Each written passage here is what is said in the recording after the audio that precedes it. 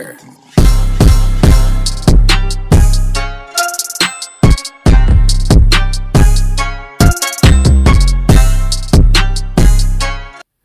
Ang pagbabalik ng probinsyano, nandito naman po tayo. Magandang araw po sa inyong lahat mga kababayan, mga kapatid, kaibigan at mga ka-TH. So welcome back again sa ating channel. Kung bago ka pa lang, huwag ninyong kalimutang pindutin ang subscribe button at ang notification bell sa ibaba. So usapang treasure hunting na naman po mga kababayan. Nais po nating magbahagi ng ating kaalaman at masaya po tayong makatuklas ng mga bagay na kung saan ay imposible na kung saan ay naging posible. So atin pong tatalakayin ngayon ang tungkol po sa mga nakatagong kayamanan na kung saan ay inilagay ng mga Japanese Imperial Army dito sa ating bansa. So bago po natin pag-usapan yan mga kababayan, mga kapatid, mga ka-TH ay nais po nating mag-shoutout kay Adnan Nimrod Torres. Maraming salamat po sa inyong pagsusubaybay at panunood sa aking channel. So umpisahan na po natin mga kababayan, mga kapatid, kaibigan at ka-TH ang ating topic. Ibahagi ko po sa inyo mga kababayan at mga ka-TH ang aking karanasan kung saan ay nakatuklas po tayo ng kayamanan sa gitna po ng mga palayan.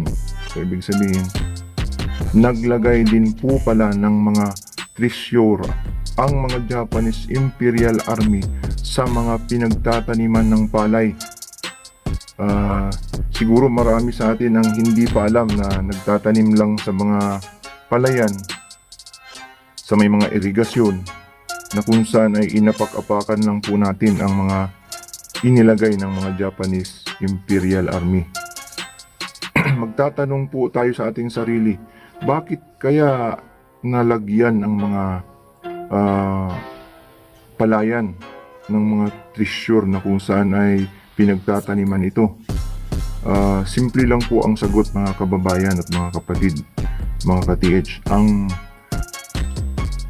palayan po kasi ay sagana sa tubig at lagi itong natutubigan at pinagtataniman. Kaya ang naisip po ng mga Japanese Imperial Army ay maganda palang paglagyan ang mga palayan ng mga treasure sapagkat ay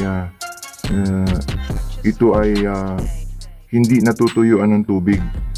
Kumbaga lagi itong pinapatubigan sapagkat inaalagaan ito ng mga tao sapagkat kinukuhanan ng pagkain. Hindi ito gagalawin sapagkat ito ay pinagkukuhanan ng makakain ng ating bayan na kung saan pinagtataniman ng ating mga kababayang magsasaka. So usapang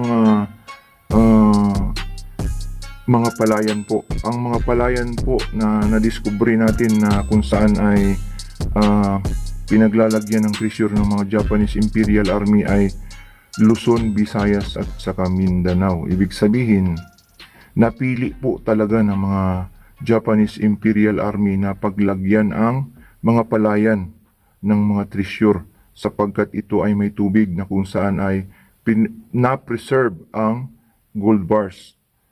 Kasi lagi po itong pinipreserve ng malamig or tubig sapagkat nangangailangan po itong ibabad sa tubig kung walang freezer sapagkat hindi masisira ang kanyang carats kapag ito ay naibabad sa tubig. So lagi pong nasa tubig ang mga nakatagong kayamanan ng Japanese Imperial Army. So mangilan-ngilan lang po ang nadidiskubre nating mga nakatagong kayamanan na kung saan ay nandyan sa mga bato na walang tubig. So kung walang tubig man po, ay karamihan ay nasa malamig na mga lugar kagaya po ng Mountain Province at saka Benguet. So usapang treasure na nakalagay sa mga palayan. Siguro magko-question ang mga makakapanood nito na ating mga kababayan. Sa Bicol po kaya, sa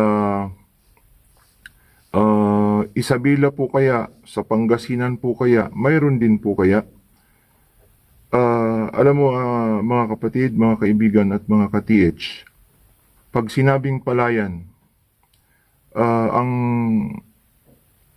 ginawa po ni General Tomoyuki Yamashita na order ay lahat ng may makikitang spring, ubog, may tubig, ay ibaon ninyo ang mga nakatagong kayamanan. So, ibig sabihin, lahat ng may mga sustained na kinaroroonan po ng tubig na kung saan ay hindi gagalawin, doon po nilalagay ng mga Japanese Imperial Army ang sikreto sapagkat hindi po ito kailanman gagalawin at hindi pagdududahan ng mga tao sapagkat ito po ay pinagtataniman. So, isa po sa ating kakilalang treasure hunter na kung saan ay nakadiskubre ng mga nakatagong kayamanan na kung saan ay naibabahagi natin ngayon na kung saan ay hindi alam ng ating mga kababayan.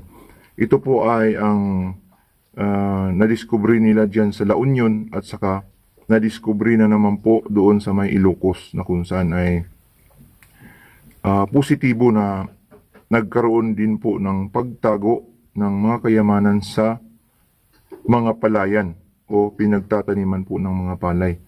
So, maaaring ito ay makapagbigay sa inyo ng kaalaman na kung saan ay hindi pa alam ng ating mga kababayang magsasaka na ang kanila palang sinasakang mga palayan ay mayroong nakatagong kayamanan na itinago ng mga Japanese Imperial Army.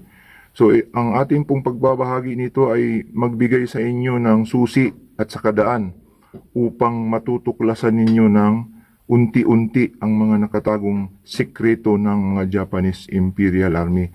So, tayo po ay masaya na nagbabahagi ng mga sikreto na kung saan ay maaring ngayon nyo lang pa mapakinggan sa aking pagtatalakay. So, yan po ang ating maibabahagi sa ngayon at sana'y may naibigay tayo na magandang aral sa mga taong nanunood ngayon at saka mga baguhang treasure hunter. Try ninyong maghanap sa mga palayan. Nandyan po ang mga nakatagong kayamanan na kung saan ay sinikretong ilagay ng mga Japanese Imperial Army. May mga patunay po na mga hindi treasure hunter na kung saan nakadiskubre ng mga nakatagong kayamanan sapagkat may mga kakaibang mga bato at mga kakaibang mga puno na kung saan inilalagay sa mga gilid ng palayan at kinabitihan ng malalaking bato na kung saan hindi kayang buhatin ng mga ordinaryong tao na kung saan magtataka ka. Yan po ang simbolo ng mga may nakalagay na mga kayamanan sa palayan. Pag may nakita kayong mga bato na kung saan nakasalangsang sa gilid ng palayan, may mga batong nakatriangle na sobrang laki, mga malalaki, hindi magbuhat ng tao, hindi mo ma-imagine kung paano inilagay dyan. Suriin mo ito kung may sulat, kung may tatak, mga puno, kung anong itsura, naka-straight line na tatlo, naka-triangle na tatlo, yan po ay positibong mayroong itinagong sikreto na kayamanan sa gitna or sa mga irigasyon or sa gilid ng palayan.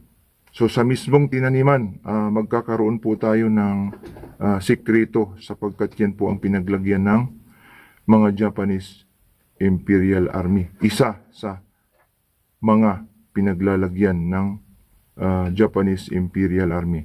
So sana po ay may napulot tayong aral ngayon at kung mayroon tayong masama na hindi ka nais-nais na nabanggit at ito po ay hindi maganda pakinggan sa inyong tainga, mag-comments lang po kayo sa baba at i-correct ninyo ako sapagkat ako po ay tao lamang. At ang hangarin ko dito ay hindi po magpasikat kung hindi ay tumulong lamang na tumuklas sa mga nakatagong kayamanan ng Japanese Imperial Army. Magandang araw po sa inyong lahat ulit at salamat sa panonood.